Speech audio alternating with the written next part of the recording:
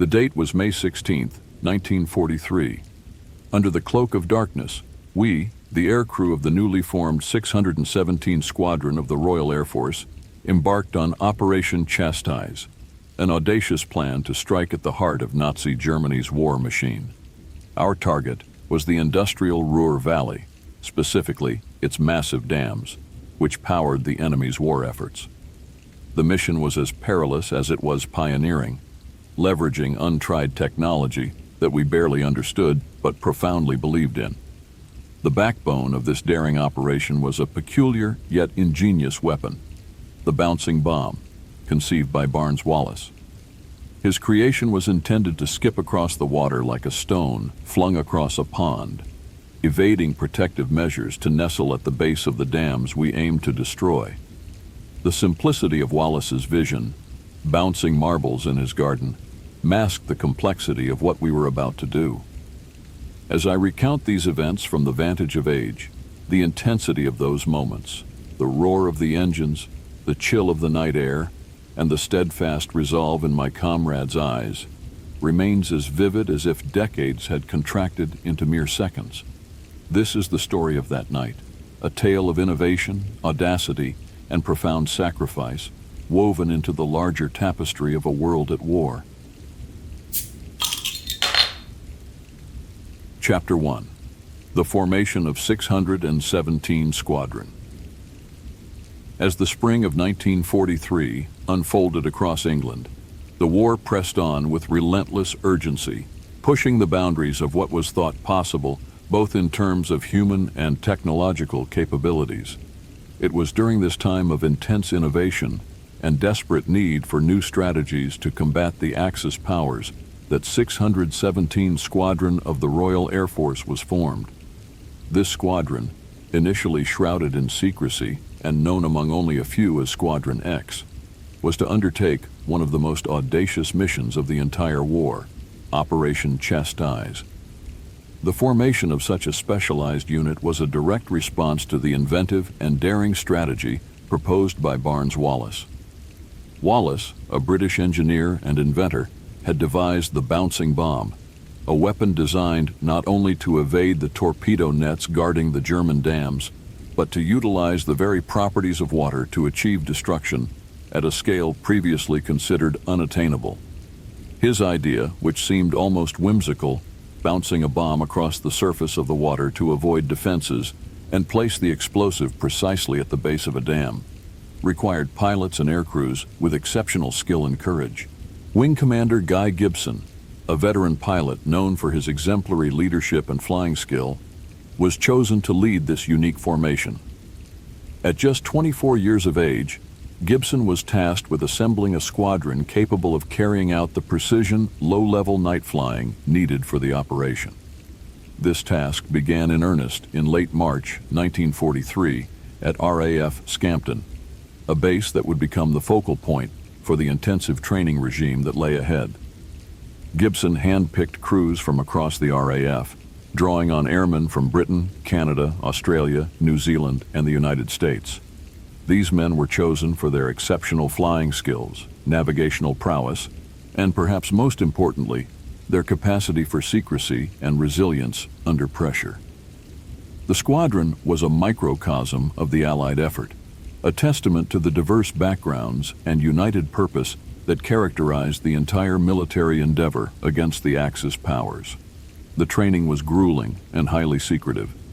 The aircrews were not initially told the specifics of their mission. They only knew that precision and low-altitude flight would be crucial. Day and night, the roar of Lancaster bombers filled the air around Scampton as the crews practiced flying at heights as low as 60 feet, sometimes even lower, simulating the approach and attack profiles that would be required to successfully deploy Wallis's bouncing bombs.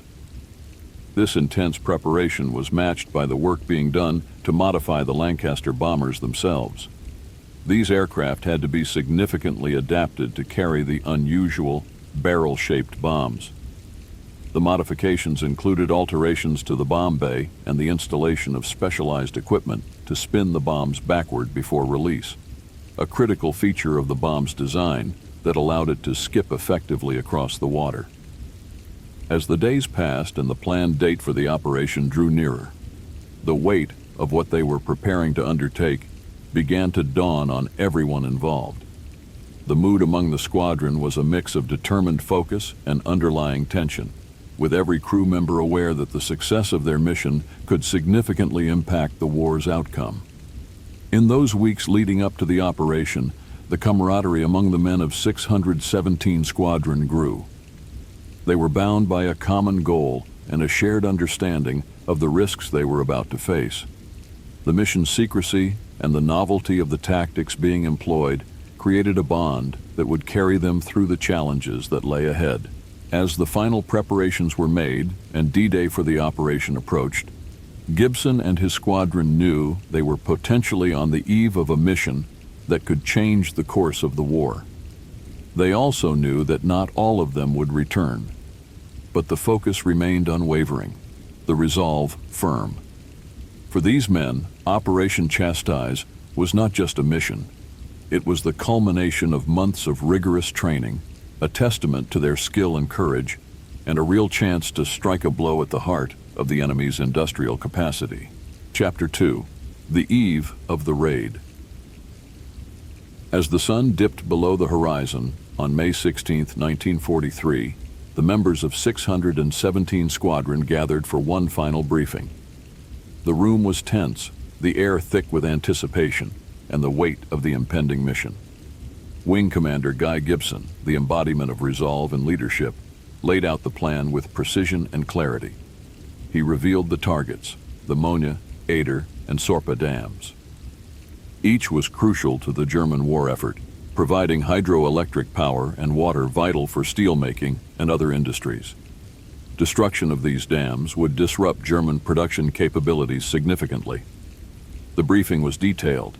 Each crew was assigned specific roles, with primary and secondary targets meticulously mapped out. The navigators pored over their charts, memorizing every landmark that would guide them to their targets through the darkened, enemy-filled skies.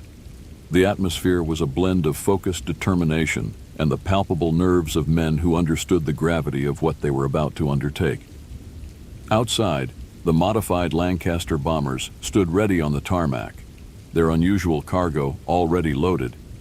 The upkeep bouncing bombs, resembling giant metallic drums, were affixed beneath the aircraft. These bombs were the culmination of months of testing and development, a secret weapon upon which so much rested. Each bomb had to be spun up to speed minutes before release to ensure it skipped across the water's surface correctly and approached the dam walls at the precise angle necessary to achieve the desired effect. As night fell, the air crew donned their flight suits and gathered their gear. There was little conversation as they made their way to their planes. A mix of routine pre-flight checks and quiet contemplation dominated. Each man was alone with his thoughts, mentally preparing for the challenges ahead. They checked their watches, synchronized to the second, knowing the timing was critical. The plan required a simultaneous approach to spread thin the German anti-aircraft defenses, increasing the odds of at least some making it through to their targets. Gibson was the last to board his aircraft, taking a moment to look out over the airfield. The sight of his squadron, young men from across the world united under a single cause, filled him with a fierce pride and a sobering sense of responsibility. He knew not all who took off that night would return. Climbing into his Lancaster, he settled into the cockpit, his resolve steeling him against the uncertainty of the outcome. The engines roared to life, a powerful symphony that shattered the night's silence. One by one, the Lancasters taxied onto the runway and took off into the dark sky, headed toward the heart of Nazi Germany. The flight to the Ruhr Valley would take several hours, hours during which the men would wrestle with their nerves and their fears. Navigating by the stars and the dim outlines of the landscape below, the squadron made its way toward enemy territory. The closer they got to their targets, the more intense the German defenses became. Searchlights scanned the skies, anti-aircraft guns thundered, and the occasional fighter plane darted through the German night in search of prey. Each crew member knew that the coming hours would test their training and their courage to the utmost. Meanwhile, back at RAF Scampton, the ground crew and support staff listened to the distant drone of the bombers fading into the night. They too played their part, maintaining the aircraft and ensuring everything was prepared for the mission. Their thoughts were with the men now flying into danger, hoping their efforts would contribute to a successful strike. In the dark, cramped confines of his bomber, Gibson reviewed the plan in his mind, going over every detail. Success depended on precision, on each man doing his job flawlessly under unimaginable pressure. As the English coastline disappeared behind them, the reality set in. They were now committed to their course, with nothing but their skill and bravery to carry them through the night.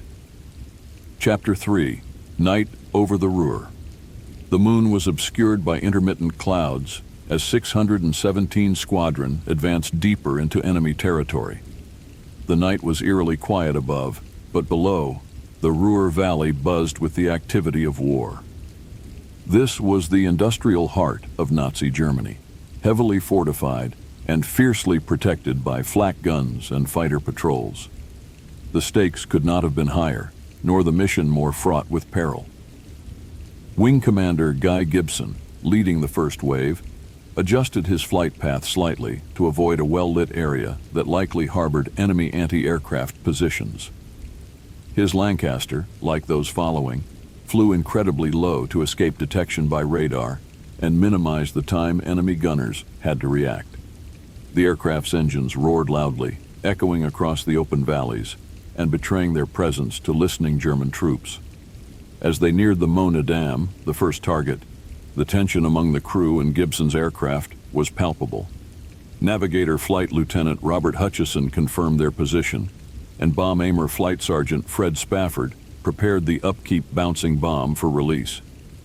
The atmosphere inside the aircraft was a blend of concentrated focus and silent prayers. Every man knew the legend of the Mona Dam, its massive construction, formidable defenses, and the essential role it played in the German war machine. Approaching the dam, Gibson could see the dark outline of the structure against the lighter sky reflected on the reservoir's surface. The Mona was a giant, looming and seemingly impregnable. Anti-aircraft fire began to pepper the sky around them, bright flashes accompanied by the sharp sound of shells bursting. Flak fragments pinged harmlessly off the Lancaster's armored underside, a reminder of the deadly defense they were attempting to breach. "Steady, steady," Gibson muttered to his pilot, Flight Lieutenant Harold Martin, as they lined up for their bombing run. The aircraft dipped even lower, skimming just 60 feet above the water. This was the moment they had trained for, each man acutely aware that the success of their mission hinged on this precise maneuver. Behind them, the rest of the first wave followed at intervals, each awaiting their turn to run the gauntlet. The second and third waves fanned out to their respective targets, the Eder and Sorpa dams, each group silently urging their comrades on as they faced their own dangers. Spafford released the upkeep bomb. It hit the water, skipped with a rhythmic bounce, and approached the dam wall. The crew held their breath as the bomb disappeared beneath the surface, trailing a geyser of water. Seconds later, the night was split by a tremendous explosion. Water and debris shot up into the air, but the dam wall held. It was a sobering moment, proof of the dam's resilience. Realizing more attempts were needed, Gibson circled back, directing and encouraging the next aircraft in line. One by one, the Lancasters made their runs. The dam finally succumbed on the fifth attempt, a breach opening with a roar as millions of gallons of water unleashed their fury, flooding the valley below. Simultaneously, far from the Mona, the aircraft tasked with attacking the Eder Dam faced their own challenges. The approach was even more treacherous, the reservoir bordered by steep hills that allowed for only one viable flight path. The Eder Dam's destruction required similar precision and nerve under perhaps even more demanding conditions. Back at the Mona, as Gibson watched the resulting devastation, mixed emotions filled his heart. Relief and satisfaction at the mission's success were tempered by the knowledge of the high cost they had paid in lives and aircraft. He knew, too, that the night's work was not yet done. The surviving crews had to make the perilous journey back to England, evading or outlasting the enemy's renewed efforts to bring them down. As dawn approached, the surviving Lancasters limped home, battle-scarred but buoyed by the knowledge of their historic achievement. For those who returned, the debriefings were somber yet proud, recounting acts of incredible bravery and tragic loss. The raid had indeed proved costly, but it had also demonstrated the extraordinary courage and capability of the airmen of 617 Squadron. Theirs was a night that would be etched forever in the annals of military history. Chapter 4: The Return and Reflection. As the first rays of the dawn pierced the night sky, the remnants of 617 Squadron began their perilous journey back to RAF Scampton. The aircraft, now without their heavy payloads but severely low on fuel and many riddled with flak damage, faced a harrowing flight across enemy-occupied territory. Wing Commander Guy Gibson, leading the squadron, kept a vigilant eye on his instruments and the skies around him. His mind, while relieved by the success at the Mona and Ader dams, was clouded with concern for his men still in the air. The mood amongst the returning crews was a complex tapestry of triumph and sorrow. They had achieved a strategic victory that would disrupt the German war effort, but at a steep cost. Many aircraft did not return, and the radio silence from missing crews spoke volumes. Those who made it back bore the weight of these losses heavily on their shoulders, a somber reminder that every operation in war carries a price paid in human lives. Navigator flight. Lieutenant John Pulford, sitting beside Gibson, monitored their course closely. They had to navigate using stars and landmarks, as their radio had been damaged during the raid. The tension was palpable. Every unexpected noise from the engine, every shift in the wind raised pulses, reminding them that they were not yet safe. As they crossed the coastline and headed over the North Sea, the fighters that had been a constant threat over German airspace fell behind, unable to follow them further. The crew's immediate fear of enemy attack waned, replaced by a new worry over whether their damaged Lancaster would make the full journey home. The sun was well up by the time the first of the Lancasters saw the familiar sight of the English coast. The sight of home was a balm to the weary airmen, but it could not wash away the night's events. As they landed one by one, the ground crew at RAF Scampton rushed to meet them, eager to assist the heroes of the night's daring raid. Each landing was met with mixed emotions. Cheers for the safe return of friends, mingled with anxious queries for those who had not returned. Wing Commander Gibson was among the first to land. His aircraft touched down heavily on the runway, the tired engines finally quieting after hours of relentless strain. As he stepped out of his Lancaster, he was met with a flurry of salutes and solemn faces. He returned the gestures mechanically, his mind still with those who had not made it back. The debriefing that followed was exhaustive. Each returning crew reported on the specifics of their target, the defenses encountered, and the results of their bombing runs. The intelligence gathered was crucial for assessing the overall impact of the raid. The floodwaters released by the breached dams had wreaked havoc in the Ruhr Valley, confirming the mission's tactical success. However, the human cost of the operation cast a long shadow over the celebrations. In the following days, the full extent of the raid's impact became apparent. Reconnaissance flights over Germany brought back images of the destruction wrought by the unleashed torrents of water. Industrial facilities, homes, and farmland had been washed away or severely damaged. The strategic success was undeniable, but so was the devastation inflicted on both the enemy and innocent civilians caught in the floodwaters. The public and political reaction to Operation Chastise was mixed. The British government hailed the raid as a great success, using it to bolster public morale and demonstrate the effectiveness and bravery of the RAF. However, strategic analysts debated the long-term impact on the war, with some questioning whether the temporary disruption of German industry was worth the high cost in lives and aircraft. For the men of 617 Squadron, the raid on the Ruhr dams remained a defining moment in their lives. They had executed one of the most innovative and daring air operations of the war, proving the effectiveness of precision bombing against strategic targets. Yet the victory was bittersweet, tempered by the loss of comrades and the awareness of the civilian casualties caused by their actions. As history would judge their deeds, the survivors of Operation Chastise carried forward not just the pride of a mission accomplished, but the profound lessons of sacrifice and the burden of war's harsh realities.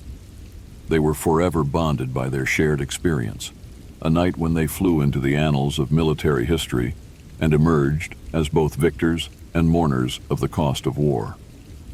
Chapter 5: Legacy of Chastise. In the weeks following Operation Chastise, the public reaction was overwhelmingly positive, with newspapers and radio broadcasts across Britain and the Allied nations heralding the daring raid as a significant blow to the Nazi war machine. The stories of the airmen's bravery captivated the public imagination, and Wing Commander Guy Gibson, along with other surviving members of 617 Squadron, quickly became war heroes. Their valor was celebrated. Stories of their audacious night flight taught as a testament to Allied ingenuity and courage. Yet within the squadron, the mood was more somber.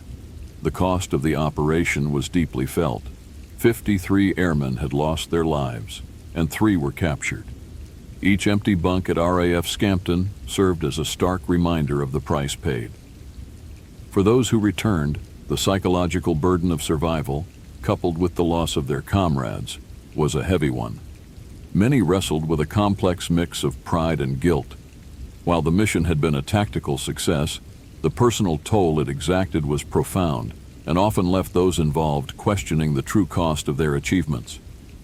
Meanwhile, the strategic impact of the raid continued to be a topic of considerable debate among military analysts and planners. While the immediate disruption to the Ruhr Valley's industrial output was undeniable, with water supplies significantly reduced and hydroelectric power stations destroyed, the long-term effects on the German war effort were less clear. The Germans worked swiftly to repair the damage, and within months, much of the industrial capacity had been restored. This resilience demonstrated both the strengths and limitations of strategic bombing, informing future Allied operations. In the realm of military strategy and technology, Operation Chastise had significant implications.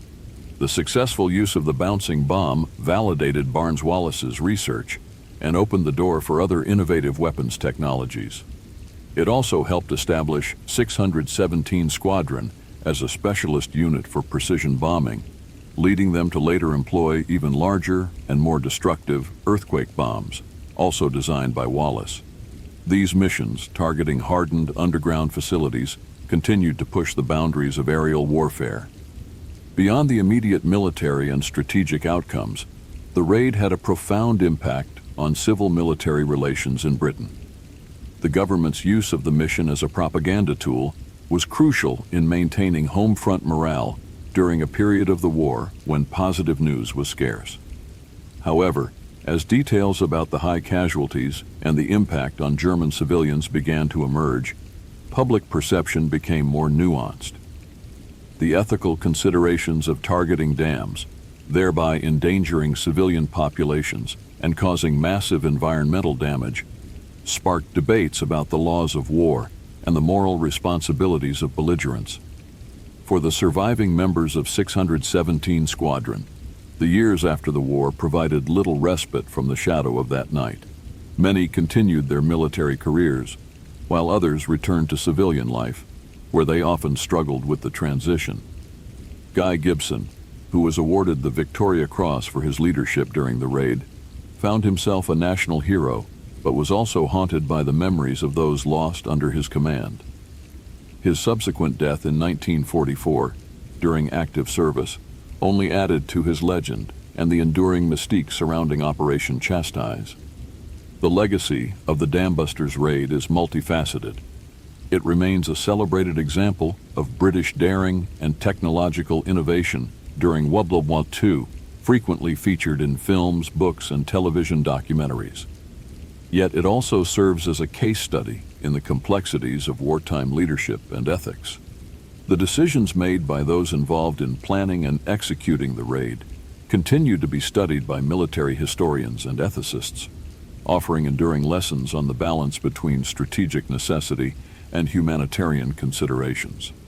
As years turned into decades, the veterans of Operation Chastise, those still grappling with their memories and losses, found some solace in reunions and memorial services, where they could share their experiences with others who understood the weight of that night.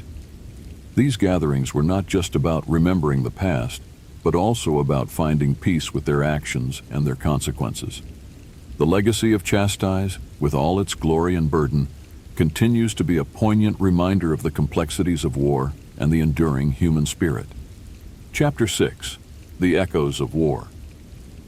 As the years passed, the tangible echoes of Operation Chastise resonated not only through the halls of military academies, where it was studied as a case of tactical ingenuity and daring, but also in the hearts of those who lived through it. The surviving members of 617 Squadron, bound together by their shared ordeal, found themselves periodically reunited, not just by formal commemorations, but by an unspoken understanding and a shared sense of purpose that transcended the usual bonds of comradeship. These reunions, often marked by a mixture of somber reflection and heartfelt camaraderie, served as a crucial support network for the veterans. The tales retold, the laughter shared over past antics, and the silences held for fallen friends helped each to shoulder the burdens of post-war life, which for many was overshadowed by the specters of trauma and loss. As they aged, the number of attendees dwindled, but the intensity of their shared connection did not wane. If anything, it deepened.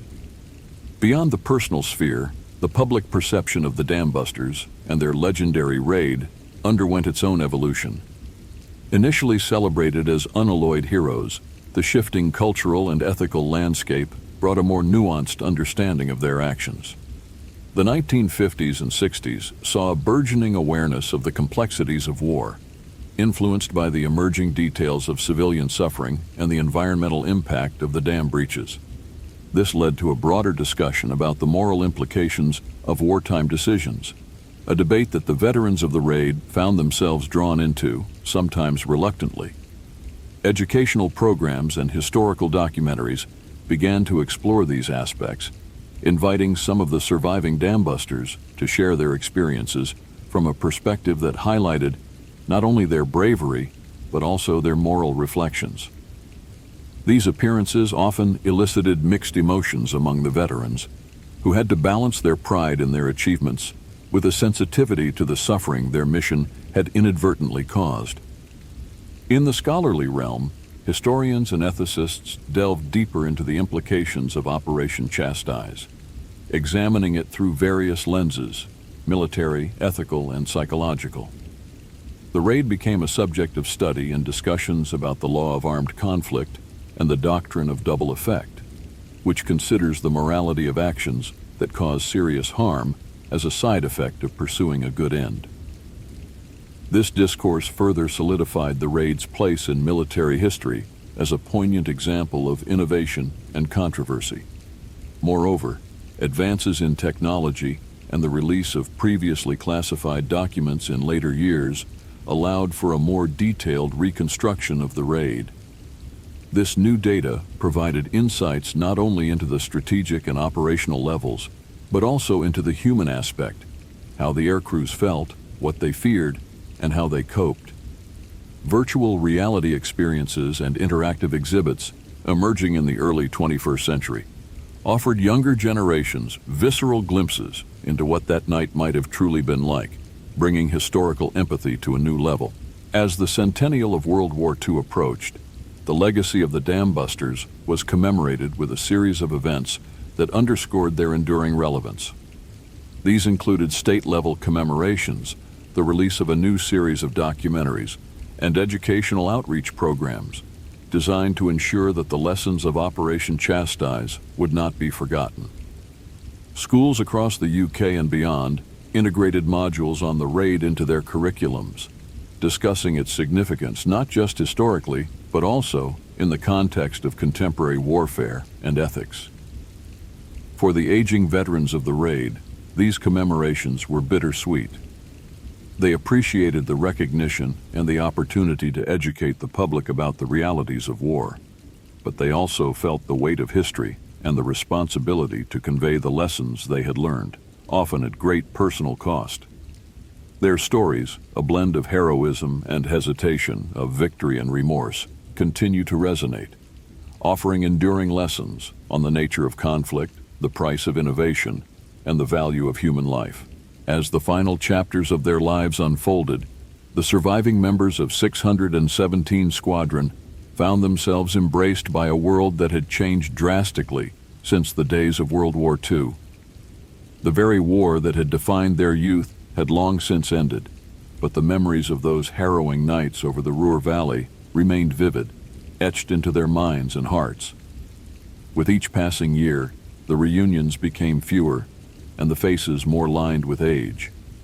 Yet, the bond among the remaining dambusters never weakened. They spoke of their experiences to younger generations, not just as tales of heroism, but as cautionary stories about the true nature of war. They were acutely aware that their legacy was more than just the destruction of the dams. It was a testament to human ingenuity, bravery, and the heavy burden of wartime decisions. The centenary of Operation Chastise was marked by a series of events that spanned the globe. Commemorations took place not only in Britain, but also in Germany, where the descendants of those affected by the floods joined in the remembrance. It was a powerful symbol of reconciliation and a shared understanding of the past. The events included flypasts by vintage Lancaster bombers, exhibitions showcasing the innovative engineering of Barnes-Wallis, and solemn ceremonies at memorials dedicated to both the airmen and the civilians who perished. One particularly poignant moment occurred at the Mona Dam, where a new plaque was unveiled. It honored the bravery of the airmen while also acknowledging the suffering of the German civilians caught in the floodwaters. The ceremony was attended by dignitaries, historians, and families from both sides of the conflict, standing together in a moment of unity and reflection. For the veterans who were able to make the journey, it was a deeply emotional experience, bringing a sense of closure to a chapter of their lives that had remained open for so long. The educational initiatives that emerged around the centenary ensured that the story of the dambusters continued to be told in classrooms and lecture halls around the world. Virtual reality experiences allowed students to step into the shoes of the air crews, navigating the perilous night skies and witnessing the devastation below. These immersive lessons emphasized not just the tactical brilliance of the raid, but also the human cost of such military operations. As the last of the dambusters passed on, their stories were preserved through a wealth of recorded interviews, memoirs, and historical analyses. Museums dedicated to World War II and aviation history featured extensive exhibits on Operation Chastise, complete with personal artifacts, letters, and photographs donated by the veterans and their families. These exhibits served as lasting tributes to the courage and sacrifice of those who took part in the raid, ensuring that their legacy would endure. In their final years, many of the surviving airmen found solace in knowing that their experiences had contributed to a broader understanding of the complexities of war. They had been part of something extraordinary, a mission that pushed the boundaries of what was possible and left an indelible mark on history. Their reflections on the raid were nuanced, filled with pride in their accomplishments, but tempered by a deep respect for the lives lost and the enduring impact of their actions. As the world moved forward, the lessons of Operation Chastise remained relevant. In an era of advanced technology and ever-evolving warfare, the story of the dambusters continued to offer insights into the ethical and strategic challenges faced by military planners and leaders. The balance between innovation and morality, the importance of precision in targeting, and the need for empathy and understanding in the aftermath of conflict were all themes that resonated through the decades.